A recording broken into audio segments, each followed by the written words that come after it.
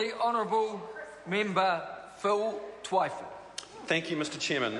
If it's not enough that the respected public health academics at Otago University condemn this policy and say that there's a public health risk by Nick Smith announcing with fanfare that he wants to see 3,000 State House tenants kicked out of their homes as a matter of government policy, if it's not enough to consider the public health risk, then let the Minister consider the words of the Productivity Commission, who are his intellectual mentors. They are his intellectual Bible, their report on housing affordability. He quotes them at every turn. Well, let me quote the Productivity Commission, because they seem to be the only legitimate source of advice for the Minister.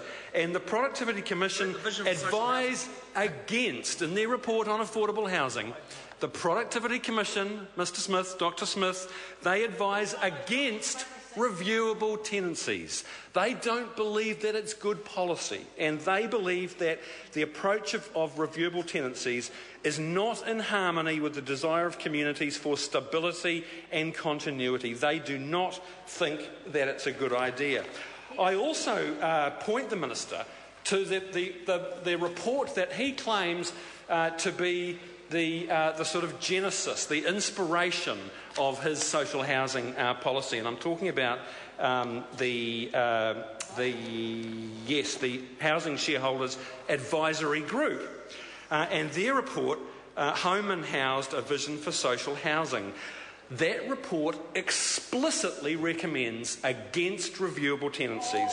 They say that no existing tenant should have his or her lease simply terminated.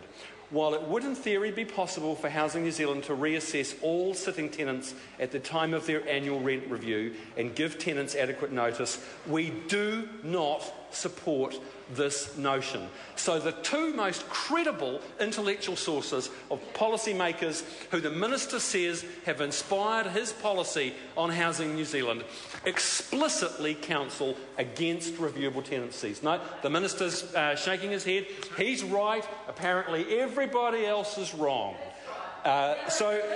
Only the national government would announce in their budget that their housing policy had a target of evicting 3,000 people from state houses. That says it all, Mr Speaker. This is the party who in the 90s sold off 13,000 state houses.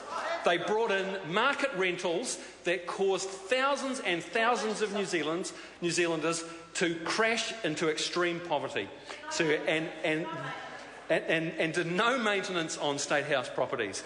This Minister has a different approach. He's dressed it up as if he's benevolently giving out resources to the community housing sector, that he has some kind of progressive vision, but in fact what we see from this government is he is running down Housing New Zealand. And we saw it in the Salvation Army report that came out last Thursday.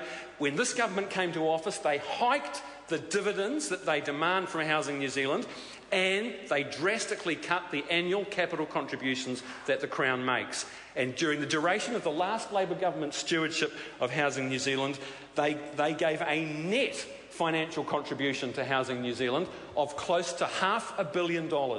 Well, in the first 3 years of this government being in office, National withdrew a net amount of $142 million. That Minister and his predecessor used Housing New Zealand as a cash cow to fund National's tax cuts for the rich. That's exactly what happened. They squeezed it just like they did every other state-owned enterprise, and that is a disgrace. In the middle of the worst housing crisis in a generation, with 4,000 people languishing on waiting lists, government agencies routinely referring people to live in campgrounds, this Minister uses Housing New Zealand, a social housing agency mandated with putting a decent roof over the heads of the poorest and most vulnerable New Zealanders, and he uses it as a cash cow to fund National's tax cuts. Well, that is an absolute disgrace, and he cannot dress up this bill and this policy as if it's some great benevolent thing to the community housing sector. They are running down Housing New Zealand. This bill takes away the core powers of Housing New Zealand, and it sets out to distribute the housing stock to the charity and NGO sector. This is the end of Housing New Zealand as we know it. This Minister will be responsible for stripping Housing New Zealand of its powers and its housing stock. It is just the latest reincarnation of National's hostility to state housing that we've seen in previous governments.